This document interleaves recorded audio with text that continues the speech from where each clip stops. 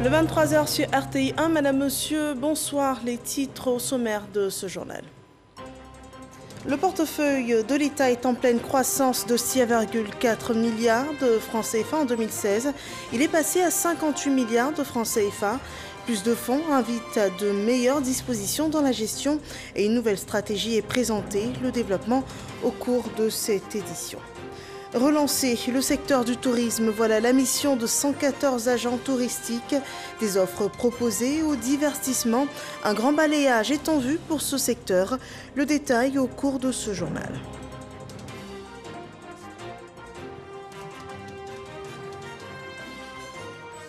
Et au Mali, Choguel Maïga est le nouveau Premier ministre désigné à cette tâche par le colonel Assimi Goïta, lui-même investi ce jour en tant que président de la transition malienne. Il a assuré que le Mali allait respecter ses engagements. Bienvenue dans ce 23h. En Côte d'Ivoire, les actifs financiers ne cessent de prendre de l'ascension. Le dernier bilan sur le portefeuille de l'État comptait 56 milliards de francs CFA en 2020, donc contre 28 l'année qui a précédé. Une évolution face à laquelle réagit la direction générale du portefeuille de l'État. Une nouvelle stratégie est envisagée pour la période 2021-2025, nous dit Dangui Dangui.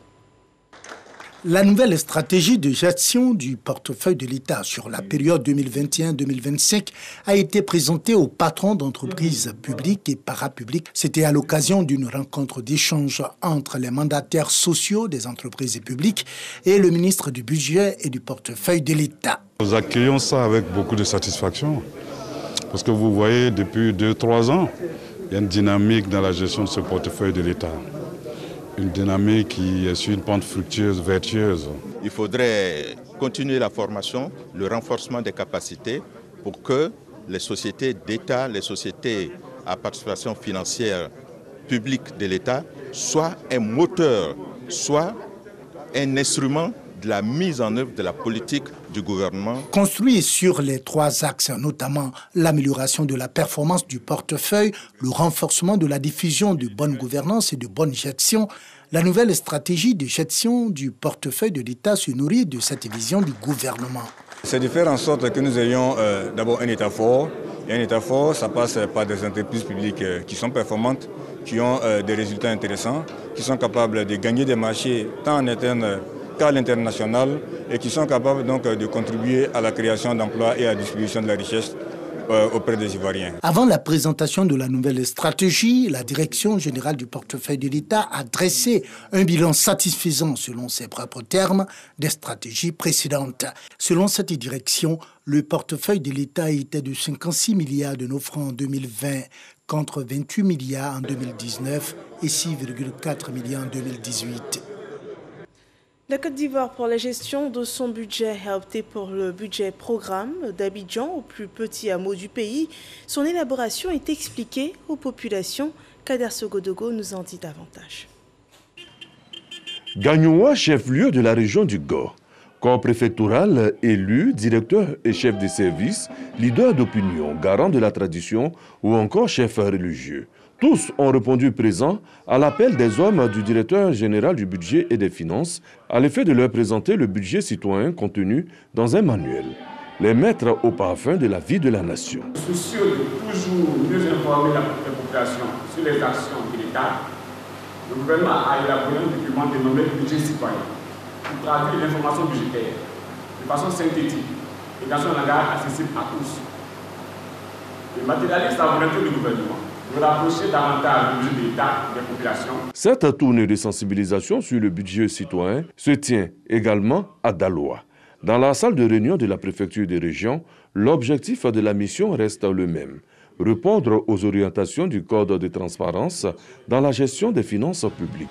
À Yamoussoukro, changement de décor, mais le contenu est pareil. Le budget prévoit beaucoup d'actions pour la population dans tous les domaines, au niveau social notamment. Entendez par là l'éducation, la santé et les infrastructures de proximité. Mais les populations ne sont pas souvent sensibilisées sur tout ce que l'État fait pour elles. Donc à travers ce budget citoyen, je pense qu'ils comprendront mieux la politique du gouvernement. Ce que nous ne connaissons pas, ils viennent de nous dire, et ils nous ont expliqué de long et en large le budget citoyen. Comment on fait le budget citoyen. Donc on nous a expliqué, donc ce matin, je voudrais dire merci. Dans le mois de février 2021, à son séminaire bilan, le directeur général du budget et des finances, Traoré Seydou, et ses hommes s'étaient fixés comme objectif d'accorder un honneur à la transparence dans la gestion des fonds publics. Cette tournée de sensibilisation et d'appropriation du budget citoyen vient à propos. Toujours dans le monde de la finance, 137 stagiaires experts comptables de l'UEMOA sont formés à Abidjan à l'occasion des premières journées techniques du diplôme d'expertise comptable et financier. Ils reçoivent aussi au cours de cette formation les outils nécessaires à l'usage du digital dans leur métier. Noël Niagno. Ces 54 stagiaires en expertise comptable de Côte d'Ivoire ont 5 jours pour renforcer leurs capacités en dématérialisation et digitalisation de l'activité d'expertise comptable, à titre d'illustration. On vient de conduire 2 missions d'évaluation institutionnelle et organisationnelle pour la Banque mondiale au Congo RDC sans se déplacer. On ne s'est pas déplacé. Le projet a été piloté depuis Washington. Nous, on l'a exécuté à Abidjan et tous les documents sont venus de la RDC. Donc, en fait, tout naturellement, la formation des experts comptables et des experts comptables stagiaires va être impactée puisqu'il faudrait leur apprendre comment pouvoir conduire ces différentes missions. Comme pour être en phase avec la nouvelle donne, la présente formation est suivie par les 83 autres stagiaires dans les autres pays de l'UEMOA. Elle est baptisée première journée technique de formation à l'expertise comptable et financière. Cette nouvelle pratique de ce métier stratégique pour l'économie a des exigences. L'expert comptable, professionnel à très haut potentiel, doit constamment conforter son savoir, affiner sa technique, actualiser ses connaissances à la lumière des défis des temps nouveaux. Outiller ces stagiaires devient une nécessité vitale pour être compétitif. Mondialisation oblige. Le programme de formation de ces 5 jours durant lesquels des questions de première importance, telles que la déontologie de la profession d'expert comptable, la pratique professionnelle, la responsabilité de l'expert comptable, ainsi que la transition numérique et la dématérialisation qui seront abordés. La formation est à mettre à l'actif de l'Ordre des experts comptables de Côte d'Ivoire en partenariat avec la Commission régionale pour la formation à l'expertise comptable et financière. Je vous propose à présent ce communiqué du ministère de l'Intérieur et de la Sécurité, un communiqué lu pour vous par Serge Coléa. Communiqué du ministre de l'Intérieur et de la Sécurité. Après la diffusion de la vidéo fake news qui a suscité le 19 mai 2021 des violences contre les membres de la communauté nigérienne vivant en Côte d'Ivoire, 2 nouvelles vidéos ont été récemment mises en circulation sur les réseaux sociaux par des individus mal intentionnés. La première vidéo présente des exécutions de personnes commises par des individus qui seraient de nationalité nigérienne sur des présumés migrants maliens, guinéens et ivoiriens. La seconde est une incitation à s'attaquer aux ressortissants burkinabés vivant sur le territoire ivoirien. Ces vidéos, de même que celles à l'origine des événements du 19 mai dernier, véhiculent de fausses informations et images de nature à provoquer des conflits entre les Ivoiriens et les ressortissants des pays de la sous-région. Face à ces actes récurrents d'incitation à la violence et aux conflits intercommunautaires qui perturbent et fragilisent la cohésion sociale et la paix, le gouvernement ivoirien a pris toutes les dispositions pour identifier, rechercher et interpeller les auteurs de ces fausses informations et ceux qui les relaient afin qu'ils répondent de leurs actes devant les tribunaux. Le gouvernement tient à rassurer l'opinion nationale et internationale de sa ferme volonté de garantir la sécurité des personnes et de leurs biens sur toute l'étendue du territoire national.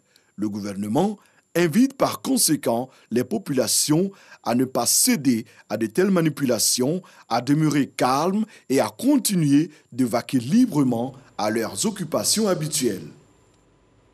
Et après les événements malheureux qui ont ciblé les ressortissants du Niger à Abidjan, la cohésion et la solidarité sont des valeurs que défend cette communauté nigérienne en Côte d'Ivoire. Et au nom de la cohésion, une opération de don de sang a eu lieu au sein de l'ambassade du Niger. Noël Dagnogo et Issa Yeo. En Côte d'Ivoire, le Centre national de transfusion sanguine, CNTS-PEN, a recueilli du sang pour couvrir le besoin national, ce qui conduit à des périodes de pénurie. Le besoin annuel actuel étant estimé à 240 000 poches de sang par an. À ce jour, le CNTS ne collecte que 160 000 poches et un gap de 80 000 poches de sang reste à mobiliser. Pour combler ce déficit, le directeur du CNTS exhorte la population dont l'âge varie entre 18 et 60 ans à donner leur sang. Vous savez qu'aujourd'hui en Côte d'Ivoire, les besoins en sang sont importants, surtout chez la femme et chez l'enfant. L'acte que M. l'ambassadeur pose avec sa communauté est un acte de solidarité, de générosité, mais aussi un acte de participation à un acte de santé. Il n'y a aucune substance qui peut remplacer le sang. Ce sont les communautés qui vivent ensemble, qui dans un geste de solidarité s'entraident pour donner un peu de leur sang. Pour aider l'État de Côte d'Ivoire et le CNTS à atteindre leurs objectifs, la communauté nigérienne est mobilisée. Nous avions dit que le don de sang n'était pas seulement un souci pour les Ivoiriens. Il fallait que toute personne qui réside en Côte d'Ivoire soit vraiment impliquée. Et nous avions dit que nous allons contacter les autres communautés. Un appel entendu par cette communauté vivant en Côte d'Ivoire. Le don de sang est une activité fortement sociale et c'est avec plaisir que notre communauté se prête à cette activité. C'est pour cela que nous avons honoré de notre présence ici, pour en tout cas donner notre sang. Donner son sang, c'est une œuvre sociale qui est très importante car elle permet de sauver des vies humaines. Non, vraiment, on invite tous les Nigériens à venir donner leur sang aux Ivoiriens en Côte d'Ivoire. Ça va, il n'y a rien. Quand il vient enlever, il n'y a pas de problème.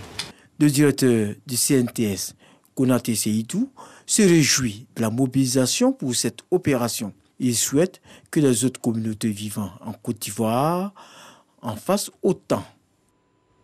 Le ministre de la Santé était ce matin à l'Institut national de formation des agents de santé. Les étudiants, après le salut du drapeau national, ont été invités à promouvoir des comportements de citoyens. Jean-Marc Djadji.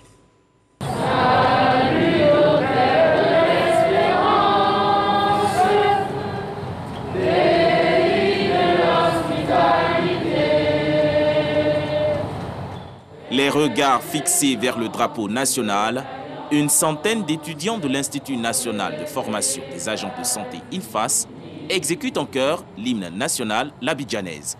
Acte qui symbolise leur dévouement à la patrie et leur sens de la responsabilité pour le bien-être des populations. Une initiative promue par la direction de l'INFAS et soutenue par le ministre de tutelle, Pierre Demba, qui s'engage à améliorer la formation professionnelle des agents de santé pour un réseau de soins de qualité. On va dans la même idée que lui de rappeler à l'ensemble des étudiants la nécessité donc du savoir-être, que ce soit dans l'accueil, que ce soit dans l'apprentissage sans tricherie, que ce soit dans le respect des autres. Ces temps-ci, c'est vrai, les défis sont nombreux, les attentes des populations sont énormes. Mais je pense que ce qui est fait ici, si nous continuons donc de travailler et les accompagner, on pourra mettre sur la place et dans nos établissements donc, sanitaires des hommes et des femmes donc, qui comprennent le sens de leur mission, qui se font confiance et qui peuvent vraiment aider utilement donc, à atteindre les objectifs que nous fixons donc, de bâtir un système de santé de qualité. L'Institut national de formation des agents de santé, INFAS, assure la formation et le perfectionnement des agents de santé dans plus de 8 filières médicales et compte à son actif 6 antennes régionales. Et alors qu'on parle de santé, je vous propose le bilan de la gestion du Covid-19 en Côte d'Ivoire.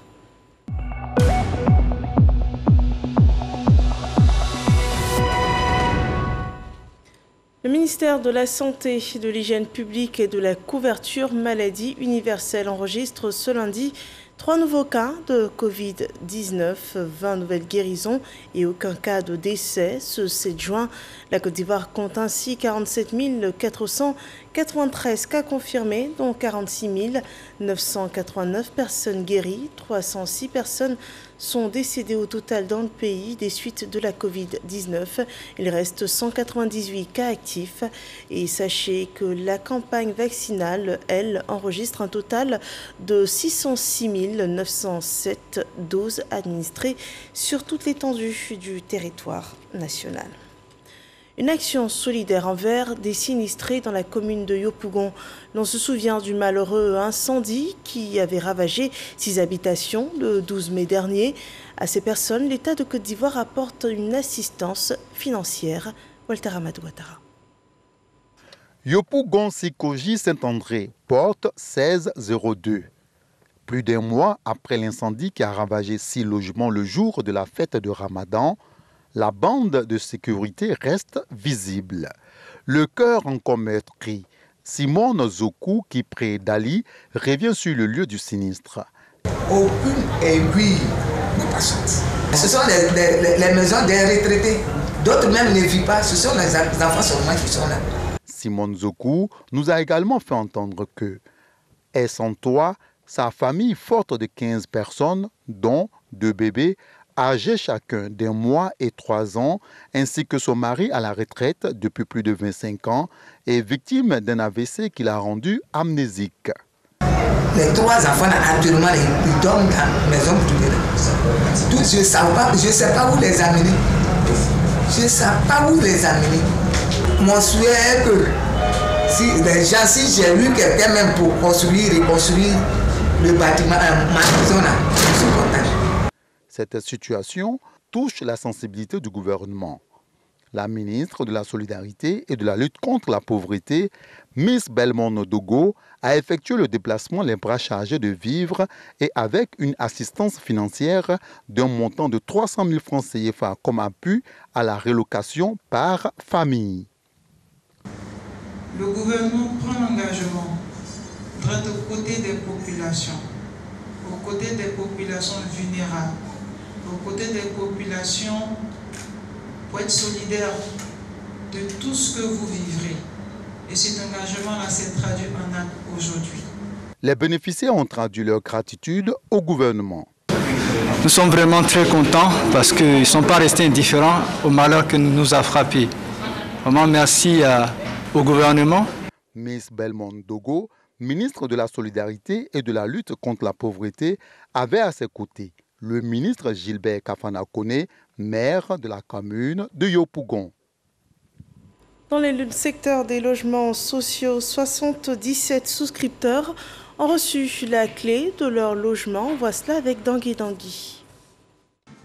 Les premiers pas de Dame Khan, accompagnée de sa fille, dans la villa de 3 pièces au sein de la cité Lilium, villa dont elle vient de recevoir officiellement la clé ce samedi. Je suis propriétaire de ma propre maison, je ne fais que rendre grâce à Dieu. Et puis je dis aussi merci à AM Service, j'ai eu confiance en eux et les délais ont été vraiment respectés.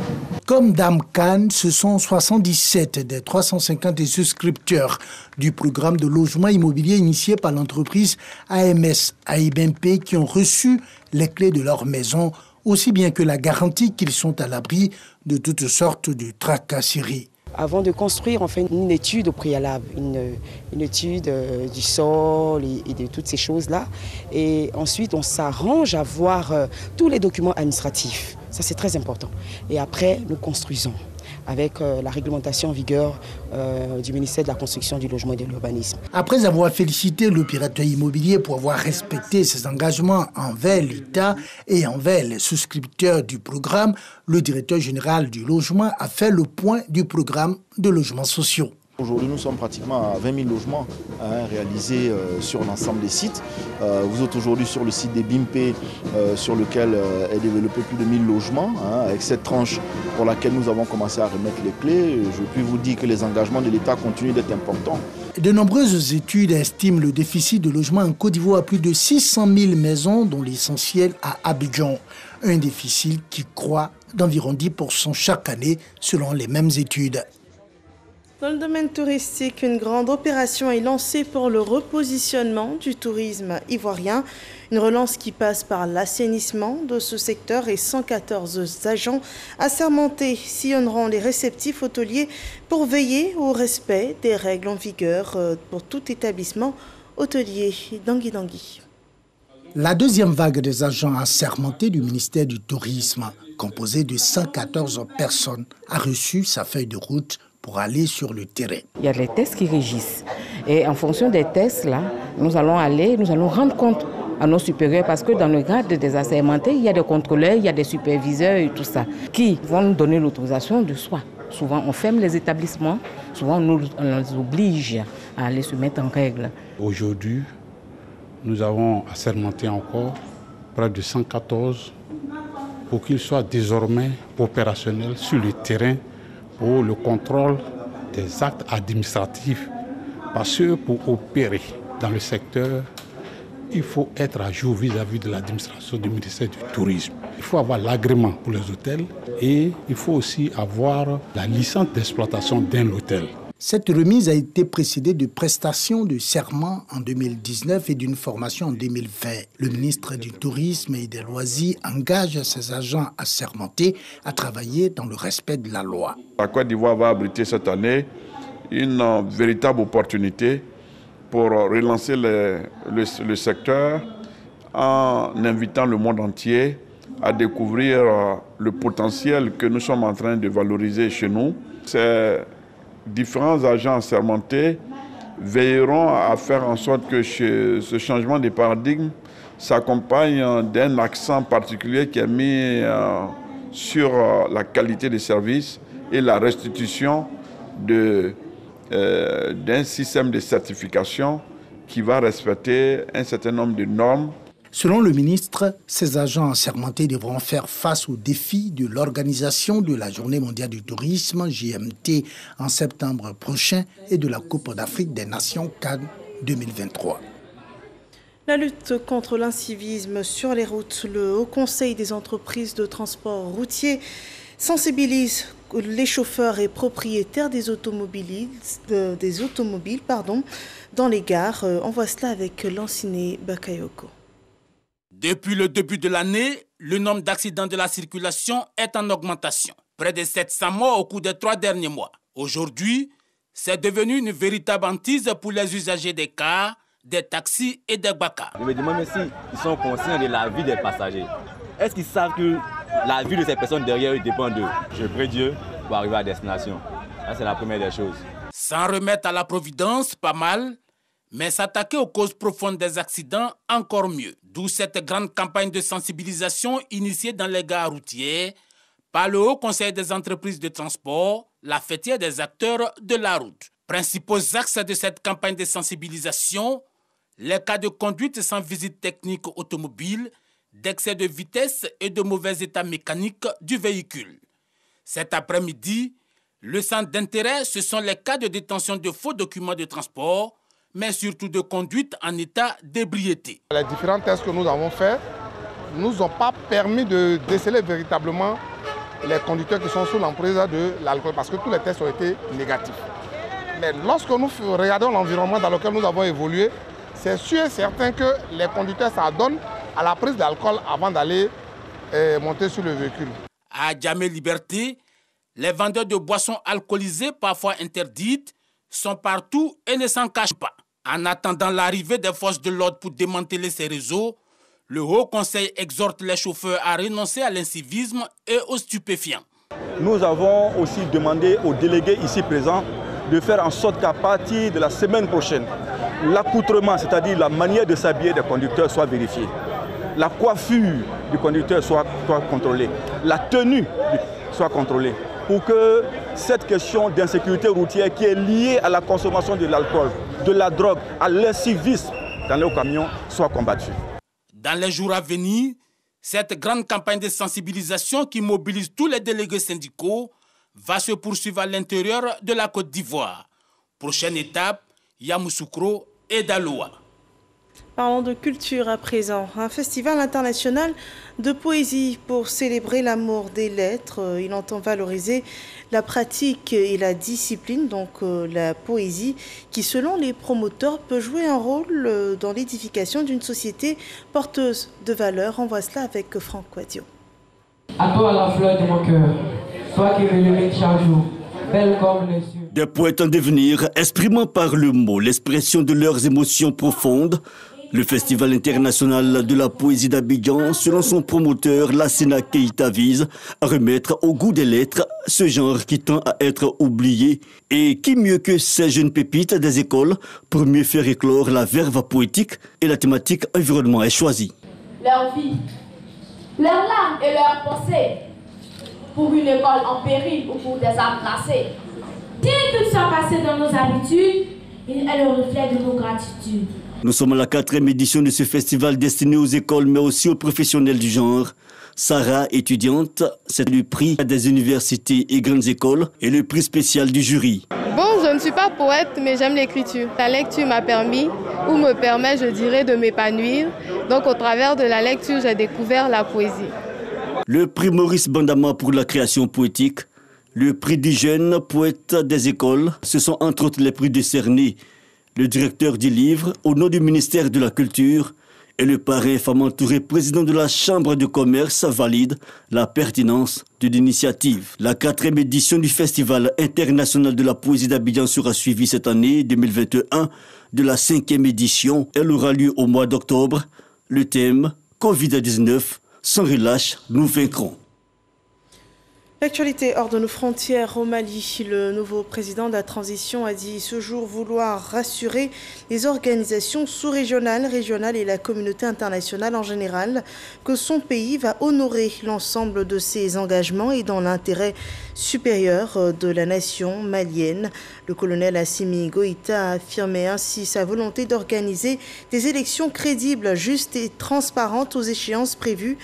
Il prêtait ainsi serment ce 7 juin dans sa nouvelle position de président de la transition malienne. Il a juré de préserver en toute fidélité le régime républicain, de préserver les acquis démocratiques, de garantir l'unité nationale, l'indépendance de la patrie et l'intégrité du territoire malien.